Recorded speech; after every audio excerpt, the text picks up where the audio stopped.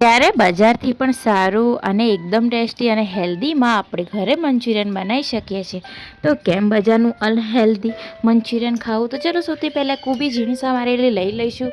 એમાં થોડા ઝીણા સમારેલા ગાજર, કેપ્સિકમ મરચાં, ડુંગળી, લીલી ડુંગળી બધું નાખી દઈશું અને આમાં એડ કરીશું મીઠું. તો મીઠુંને પણ આપણે નાખીને આમાં સરસ રીતે મિક્સ કરવાનું છે અને 10થી 15 મિનિટ માટે ઢાંકીને મૂકી દઈશું.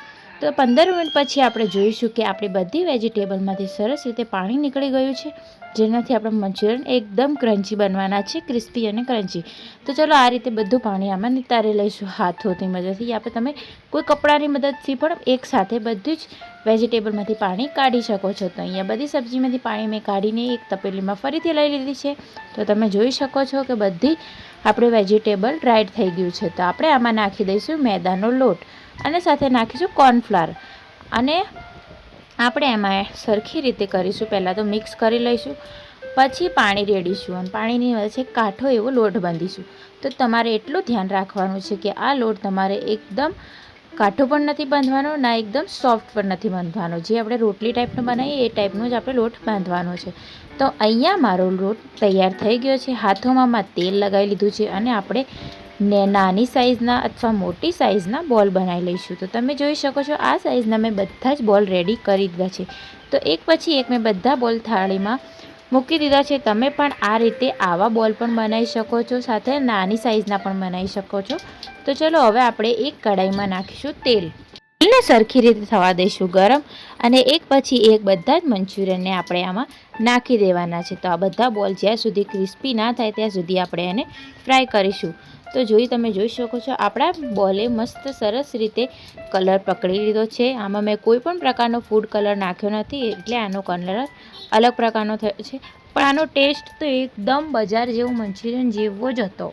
તો આ જ રીતે આપણે બીજા બોલને પણ એક પછી એક આમાં એડ કરવાના છે. તો આને પણ આપણે ગોલ્ડન બ્રાઉન થવા દઈશું અને સરખી રીતે ફ્રાય થવા દઈશું. તે મેં અહીંયા ખાસા બધા બોલને અંદર નાખી દીધા છે, કારણ કે મેં તેલ પણ વધારે લીધું છે. તમે ચાહો તો થોડા તેલમાં પણ ફ્રાય કરી શકો છો. તો ચલો જોઈએ આપણા મંચુરિયન થઈ ગયા છે રેડી. તો આને પણ નીકાળી લઈશું એક પ્લેટમાં અને હવે ચલો મંચુરિયનની ગ્રેવી બનાવવાનું શરૂ કરીએ.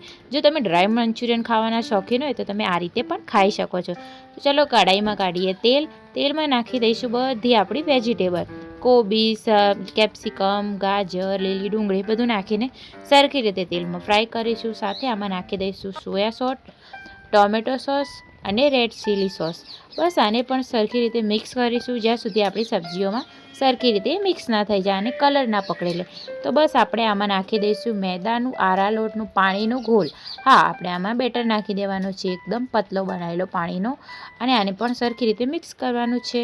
અને તમે જોઈ શકો છો આની ગ્રેવી પણ એકદમ મસ્ત બની ગઈ છે. એકદમ પતલી ટાઈપની બનાવવાની છે, ના બહુ જાડી ના બહુ પતલી. તો આમાં આપણે નાખી દઈશું આપણે ડ્રાય મંચુરિયન અને આને સરખી રીતે કરીશું મિક્સ. ઉપરથી નાખી દઈશું લીલી ડુંગળી. તો તમે જોઈ શકો છો આપણા મંચુરિયન તૈયાર થઈ ગયા છે, જે બજારથી પણ વધારે ટેસ્ટી બન્યા હતા.